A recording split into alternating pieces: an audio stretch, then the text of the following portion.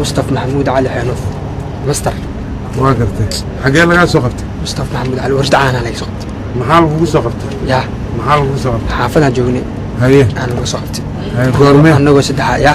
maalinka Isniintii haye saddex ayeen hala cararay haye واقرتي صح maxaad ahaydeen marka saddexdeen يا maxaad ahayd shabaab haye adu al-shabaab baad kamid ahayd goormaad ku beertay 2018 marka waxbaad dili jirtay haye warac jiraan waxaad iga warantaa marka dilalkii aad goobjoog u ahayd dilalkii waa ku bandhigay karaa haye ii sheeg dilkii ugu dambeeyay oo minni hadirtan dhul ugu dilay jirtaana laba iyo lagu dilay ka gabaysatay waxaad u ahayd madaxaad u magacaygu waa Cabbaas Xasan Maxamed oo ku macdar Cabbaas Xasan Qaade haye Cabbaas xagee laga soo qabtay waxa laga soo qabtay degmada Hodan Gaaraan Shidcaan goorma lagu soo qabtay waxa la soo qabtay 12 May 2018 maalin Isniin subax 4 saac meelaha sayta haye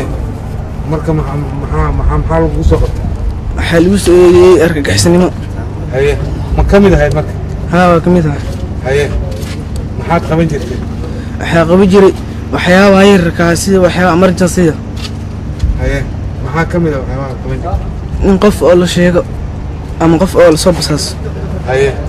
yaad soo basaasay marka ilaa hadda ya dadka aad soo basaasay kamid wiil Faisal haye oo xaguu joogay degmada haye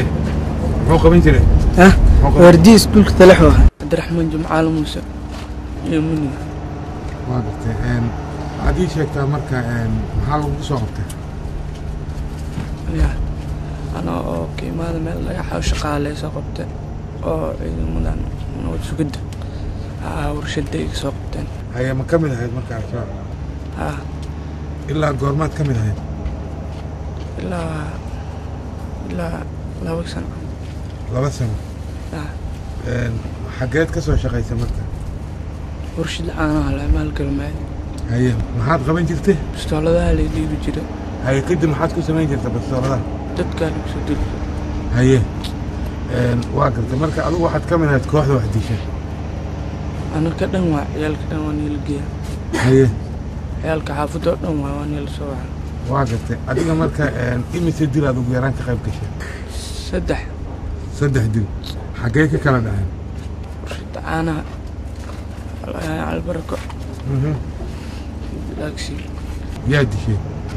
كوبالا هل كيت كدشين بلاكسي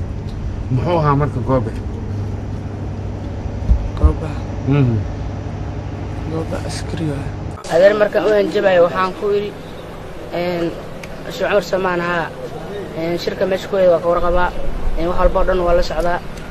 ilmaha xunka dhuntu galayso oo aab shaqada ka burunayso wax walba dhan waa la socdaa saas waayay saas teeraa